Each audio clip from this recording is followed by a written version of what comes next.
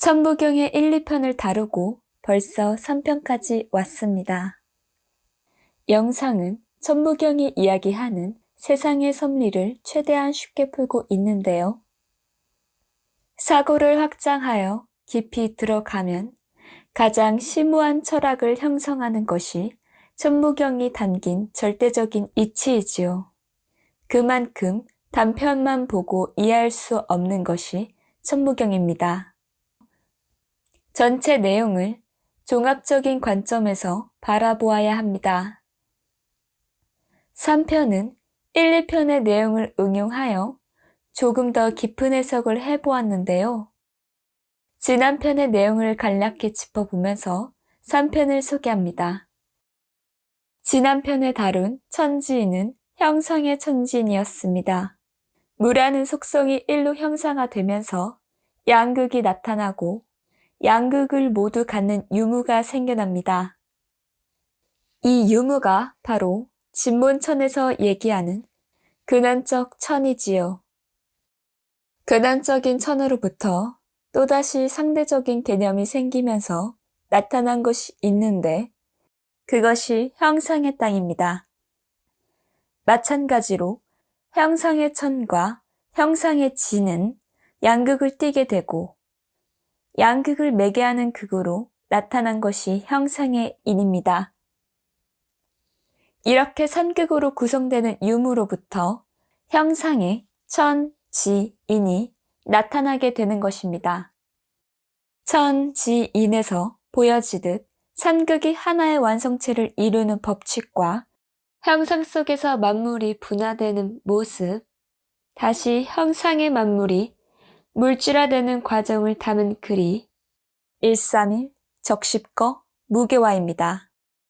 이러한 내용을 담은 131 적십거 무게화에 대한 자세한 이야기를 지금 시작하도록 합니다. 131 1이 세 개가 모여 하나의 커다란 1을 이룬다. Die Idee von Gestalt zu entwickeln, müssen die drei grundlegendsten Komponenten gegeben werden: Sein, Nichtsein und die Mischung von ihnen, Sein oder Nichtsein. Also folgt 1, die das unendliche und unbestimmbare Mu des Anfangs gestaltet, dem Gesetz des Dreipols, das erforderlich ist, um Gestalt zu bilden.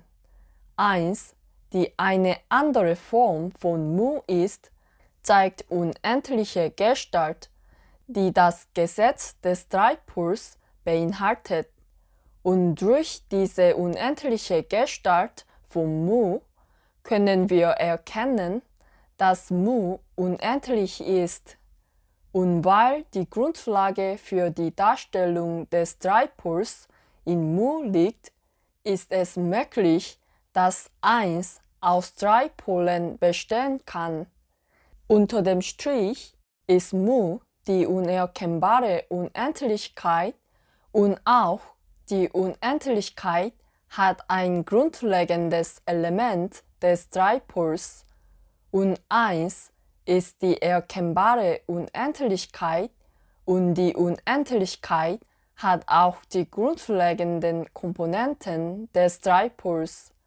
Also, indem die drei Pole, die sich selbst einen Pol bilden, sich sammeln, bilden sie Dreipol und werden zu einer großen Eins.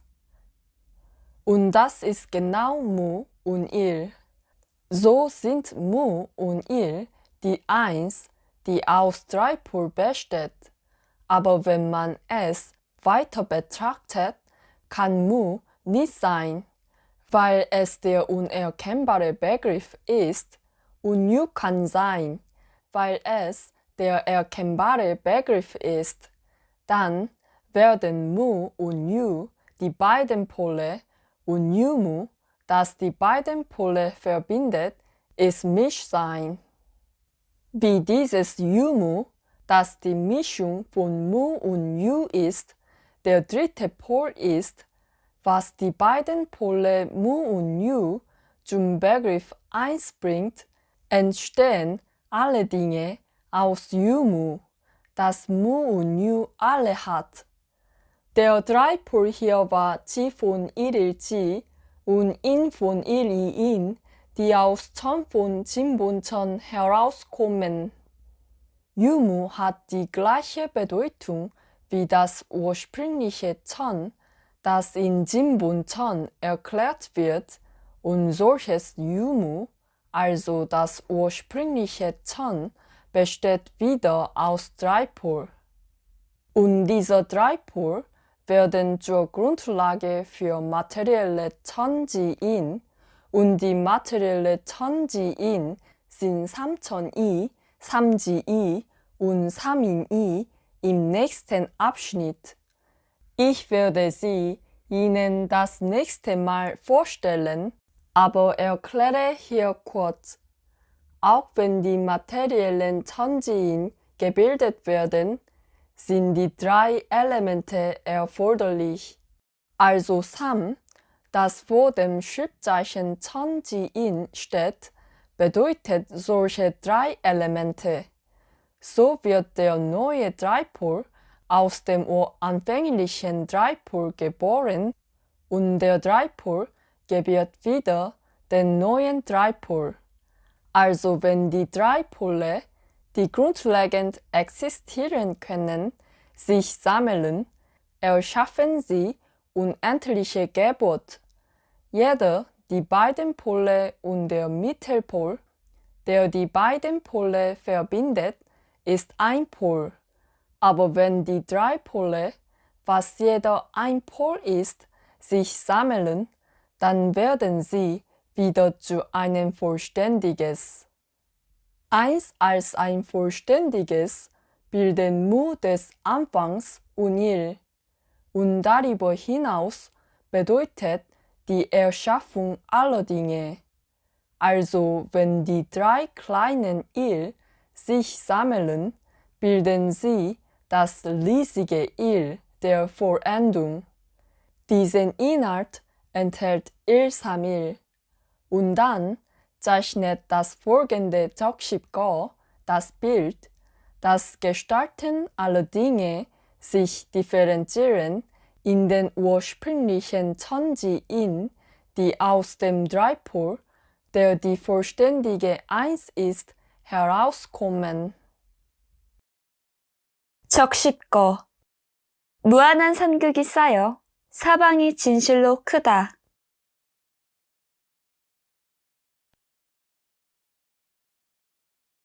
Wie der Titel zeigt, ist Schib in 적십거 nicht die Idee von Zahl. Wenn man die Bedeutung von Schib einfach als eine große Zahl betrachtet, gibt es einen Fehler. Die Zahl, die normalerweise im koreanischen Text als die größte Zahl verwendet wird, ist 9. 9 ist die volle Zahl, also bedeutet voll. Oder man verwendet 10.000 als Ausdruck von viel oder groß. Auch die Zeichen der Zahlen, die heute benutzt werden, kombinieren die bestehenden Zahlen ab 10, wie die Kombination von 1 und 0. Also ist 9 die größte Zahl als einstellige Zahl.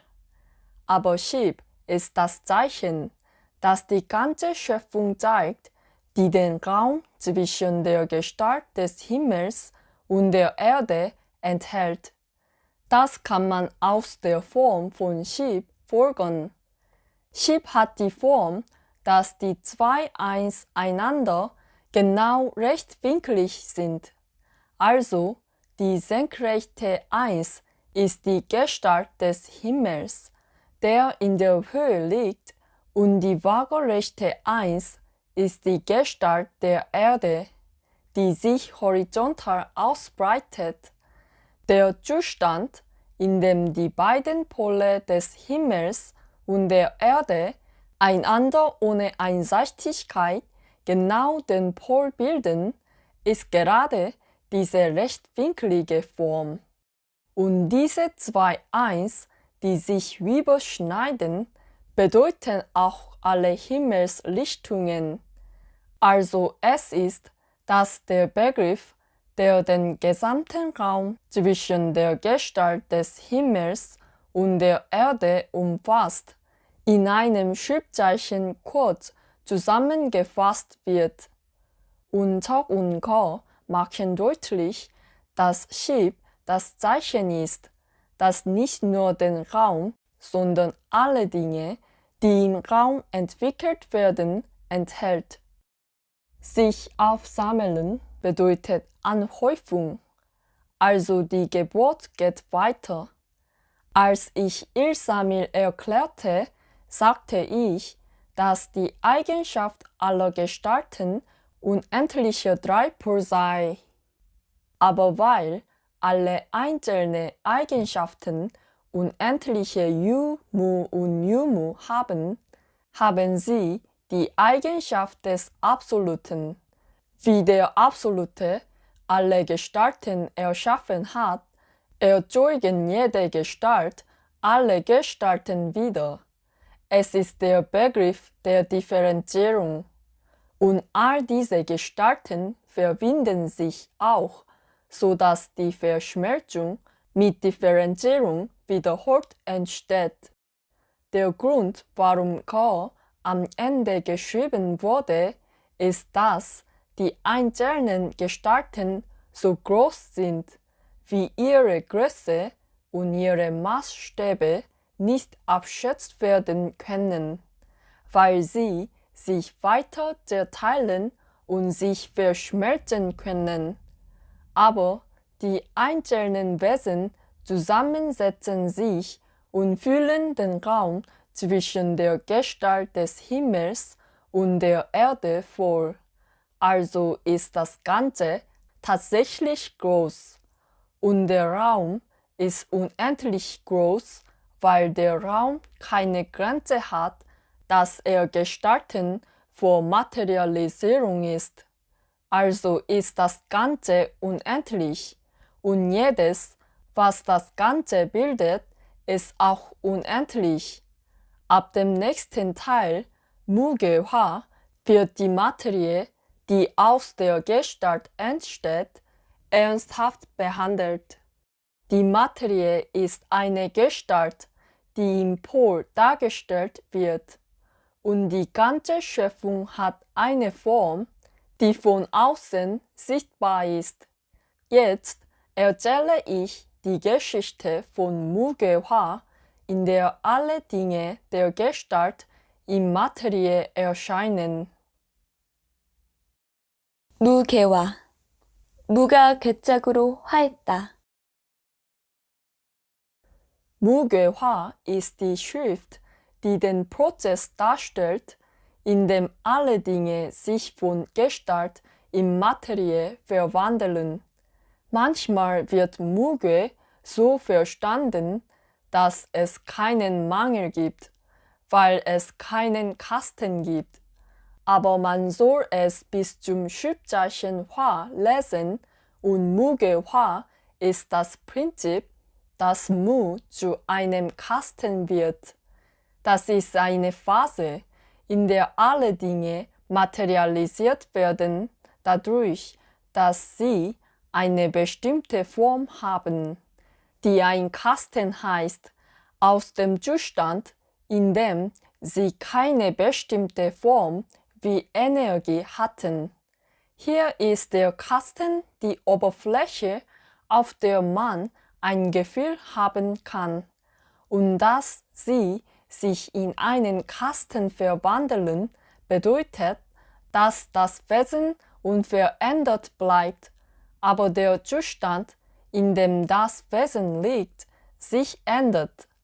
Alle Dinge haben ein Aussehen und dieses Aussehen ist ein Kasten, der das Wesen einsperrt. Aber obwohl Il-Ge-Hwa geschrieben werden kann, als die Bedeutung, dass Il, das aus Mu herauskommen ist, zu einem Kasten wurde, wurde Mu, das zuerst geschrieben wurde, wiederverwendet. Der Grund, warum Mugewa so geschrieben wurde, ist, dass es die Tatsache betont, dass die ursprüngliche Eigenschaft des Mus im Kasten liegt. Es gibt einen bestimmten Rahmen, der ein Kasten heißt, aber die Fähigkeit, die ein Kasten enthält, ist unbegrenzt. Alles begann von der Unendlichkeit des Mus und so wie Dreipur, der fortgesetzt wird, ist all das unendlich wie die Eigenschaft des Mus, das die Quelle ist und hat unendliche Geburt. Durch den Materialisierungsprozess werden alle Gestalten zu allen Dingen und alle Dinge haben ihre eigenen begrenzten Räume, die Kasten. Aber das Wesen ändert sich nicht, obwohl all die Materie den begrenzten Raum hat, weil die Eigenschaft des Mus, die jeder hat, sich in einen Kasten verwandelt hat. Also ist die Fähigkeit, die im Kasten steckt, unvorstellbar. Es ist ein sogenannter unendlicher Kasten. Also ist das Mugewa, dass alles, was so die Eigenschaft der Unendlichkeit hat, sich in die Form der Materie, was ein Kasten ist, verwandelt und alle Dinge in Erscheinung treten. Das ist der Inhalt vom Abschnitt 3.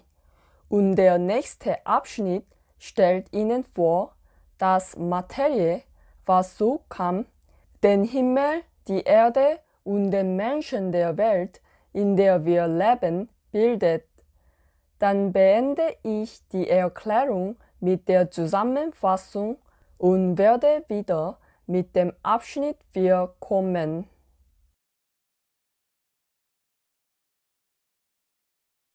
(3편의) 본문을 어느 정도 숙지했나요? 요약으로 간단히 내용을 상기시키겠습니다. 앞서 무의 형상화된 모습이 1이라고 했습니다. 그런데 형상이란 존재, 비존재, 혼재라는 세 가지 요소를 전제로 합니다. 즉, 형상의 1이 확립하기 위해서는 이러한 세 가지 요소가 필요하지요. 1은 무한한 형상의 집합체이지만 자체는 삼극의 법칙을 따름으로써 무한한 것입니다. 그리고 1이 이렇게 삼극의 속성을 가진다는 것은 무에 그러한 삼극의 바탕이 있기 때문에 가능합니다. 무의 또 다른 모습인 1을 통해 무와 1 모두가 삼극의 속성으로 이루어졌다는 사실을 알 수 있는 것이지요. 여기서 무와 유는 다시 양극이 되는데 이 양극으로부터 두 극 사이를 연결하는 유무가 생기고 무유, 유무는 전체가 또 삼극을 이룹니다. 이러한 유무가 이루어짐으로써 본격적으로 만물이 생겨나게 됩니다.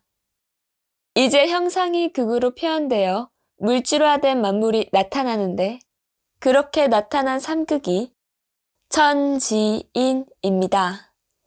천지인이 각각 물질이 되기 위한 요건도 삼극의 법칙을 따라 세 가지 구성 요소를 가지지요.